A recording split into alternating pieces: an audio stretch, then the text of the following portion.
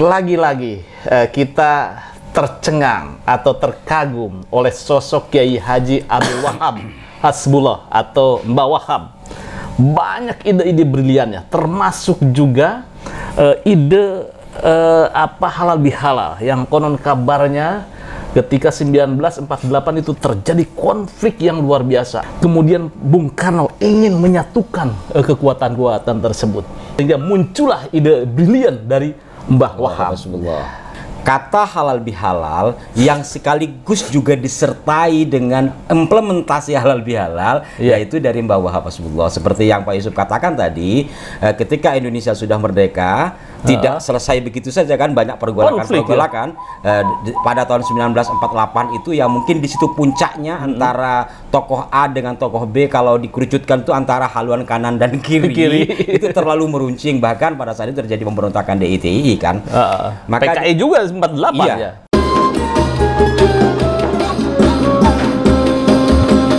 Assalamualaikum warahmatullahi wabarakatuh. Waalaikumsalam warahmatullahi wabarakatuh. Pemirsa pada Sua TV, budaya masyarakat Indonesia khususnya orang Islam, setelah berpuasa kemudian berlebaran ada yang namanya halal bihalal. Dari pejabat RT sampai dengan pejabat presiden. Nah, mungkin ada sebagian yang tidak tahu kenapa halal bihalal dan siapa pencetusnya, dalam rangka apa, dan apa pula artinya halal bihalal. Nah, apa pula artinya halal bihalal. Jadi sedikit kita ulas. Saya bersama Gus Ali Rahman. Apa kabarnya, Gus? Alhamdulillah baik. Sampai nggak pulang nih ke Madura? Sudah pulang sebelumnya. Oke, Gus. Lagi-lagi kita tercengang atau terkagum oleh sosok Kiai Haji Abdul Wahab Hasbullah atau Mbah Wahab.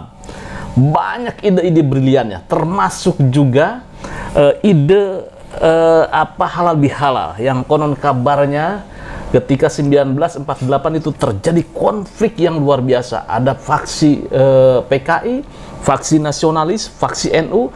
Kemudian Bung Karno ingin menyatukan kekuatan-kekuatan tersebut. Nah, kira-kira kita berbincang di situ, Gus. Sehingga muncullah ide brilian dari Mbah Wahab. Ya, gimana, Gus?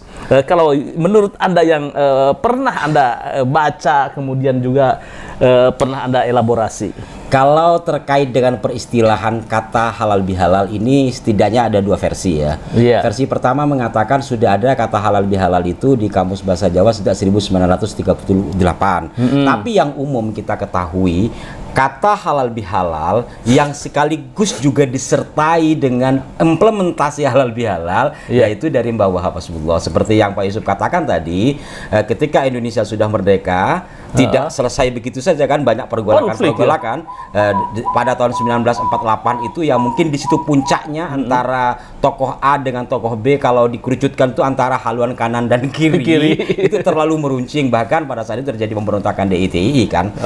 Maka PKI juga 48 ya. Maka disitulah kalau kita baca buku-buku sejarah, kedekatan Mbah Wahab Hasbullah dengan Bung Karno itu sudah sangat luar biasa. Artinya mulai dari sejak sebelum Indonesia merdeka bahkan kan.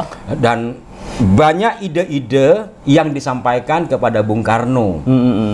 Satu di antaranya, karena ini momen Idul Fitri, informasi atau dari beberapa literatur yang saya baca di tulisan-tulisan Kiai-Kiai NU adalah bagaimana Bung Karno resah pada saat itu ketika para tokoh ini berseberangan. Bagaimana kita mau memajukan sebuah negara yang baru merdeka sementara tokohnya penuh dengan konflik, apalagi benar-benar ada pemberontakan. Maka ketika diusulkan kepada Mbah Wahab, bagaimana caranya Kiai?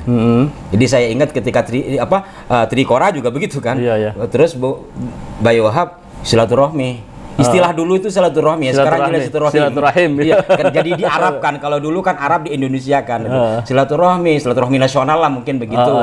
Jadi kata Bung Karno itu sudah biasa, istilah itu sudah tidak menjadi sesuatu gitu loh. Ya sudah. Karena konflik dan saling mendiamkan diri itu kan dosa. Terus gimana cara dihalalkan dosanya dengan bertemu? Maka buatlah halal bihalal gitu. Kurang lebih seperti itu peristiwa yang terjadi pada masa silam ya 1948 itu. Maka akhirnya atas usulan dari Mbah Wahab, Bung Karno menyetujui seperti yang disampaikan oleh Habib Salim kemarin. Betul, memang Bung Karno itu kedekatan dengan tokoh-tokoh agama. Karena saya Muslim, saya tahunya yang Islam-Islam. Mungkin yang non-Muslim juga sama. Artinya beliau ketika ada sesuatu bertanya bukan kepada DPR MPR, lebih kepada tokoh-tokoh agama gitu. Mungkin tokoh agama tertentu yang sifatnya spiritualnya tinggi. Karena Bung Karno setahu saya adalah orang spiritual. Spiritualis kan? Maka inilah jalan tengahnya. Akhirnya terlaksana, ya cair kan? Nah betul. Cair. Inilah pemirsa, halal bihalal membuat cair kebuntuan di antara elit politik waktu itu. Sebetulnya kalau kita berkaca sekarang Gus itu ya, elit politik juga sama nih sekarang itu saling jual beli statement. Tapi sekarang itu silaturahminya by medsos sih. Tidak talaki, tidak langsung, coba langsung seperti yang digagas oleh Mbah Wahab Hasbullah yang disetujui oleh Bung Karno, duduk bersama apa yang menjadi masalah dibedah kan gitu sehingga akhirnya kebuntuan komunikasi itu bisa tercairkan. Kalau sekarang satunya ngomong di Instagram, satunya ngomong di Twitter, akhirnya kan hanya TikTok terjadi silang komunikasi yang membuat masyarakat malah tambah bingung gitu. Ya, halal bihalal ketika itu menjadi sebuah alat pemersatu antara elit politik yang bertikai. Sehingga Soekarno betul ketika itu menurut sejarah resah bagaimana ini jagoan-jagoan ini semua pada berantem itu ya, sehingga solusi halal bihalal menjadi sebuah sarana efektif untuk menyatukan dan bersalam-salaman, kemudian juga memaaf-maafkan antar tokoh kala itu. Ini juga menjelang 2024 muncul Pak Ganjar. Wah, selamat Pak Ganjar, Anda sudah dinobatkan atau didukung oleh PDIP, diusung oleh PDIP. THR terindah itu. THR terindah. Jadi capres dari PDIP. Tinggal Pak Prabowo nih. Saya sih mendukung itu Pak Prabowo jangan jadi capresnya Pak Ganjar lah gitu ya. Sudahlah Pak Prabowo maju tak gentar, udah lawan dengan Pak Ganjar itu. Kalau ke sana nanti kan bagaimana masyarakat memilih kan. Dua-duanya menurut saya, kalau sampai saya ini, saya bukan pengawat politik kayak Prof Hikam ya, tapi kalau melihat di medsos di berbagai obrolan-obrolan kan dua-duanya ini memang orang-orang hebat yang memiliki pemilih atau pencinta muhibbin masing-masing. Tapi kalau keduanya buat halal bihalal keren juga kali. Artinya bersaing yang sehat. Kalau dalam dunia teater itu kan bersaing sesungguhnya tapi bukan sebenarnya. Gitu.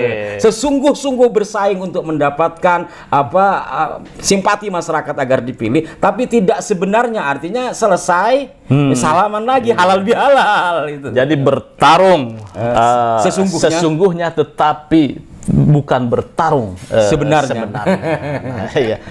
Ya, memang peninggalan Mbah Wahab, kontribusi Mbah Wahab terhadap bangsa dan NU itu sungguh sangat luar biasa. Di tengah tampilannya yang sederhana itu ya. Bahkan kediaman beliau saya merasa masya Allah, subhanallah itu. Kediaman beliau di Tambak Beras itu ya. Sangat sederhana.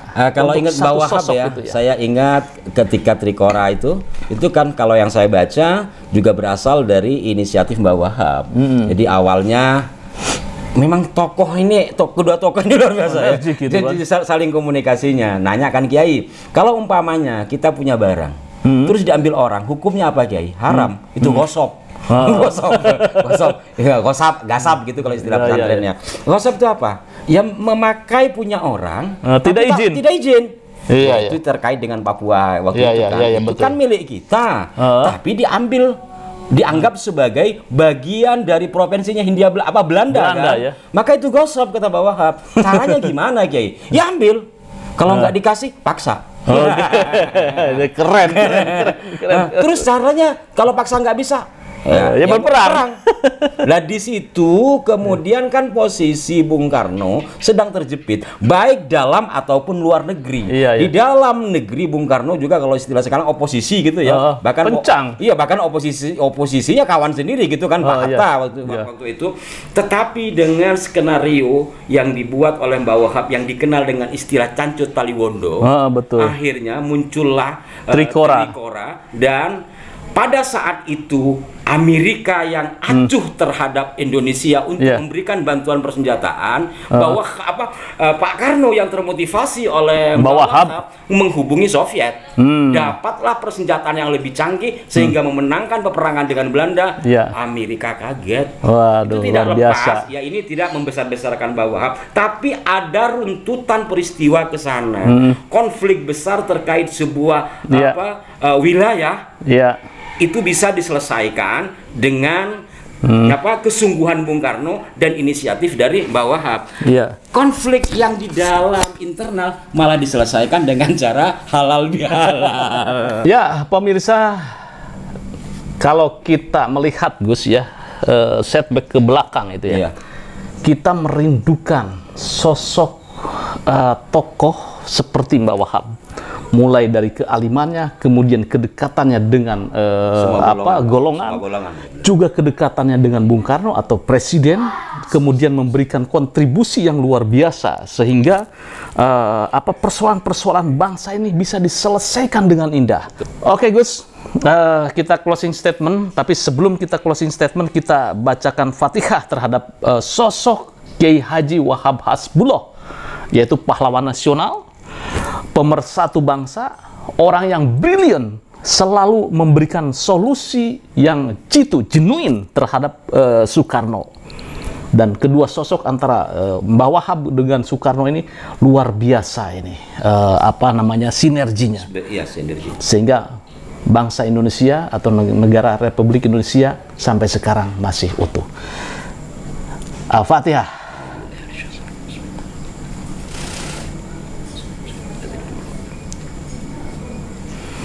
Ya, terima kasih pemirsa. Kita tunggu, semoga muncul sosok-sosok seperti Kiai Haji Abdul Wahab atau Mbah Wahab lainnya. Terima kasih. Jangan lupa like, share, subscribe pada Suha TV. Wassalamualaikum warahmatullahi wabarakatuh. Waalaikumsalam warahmatullahi wabarakatuh.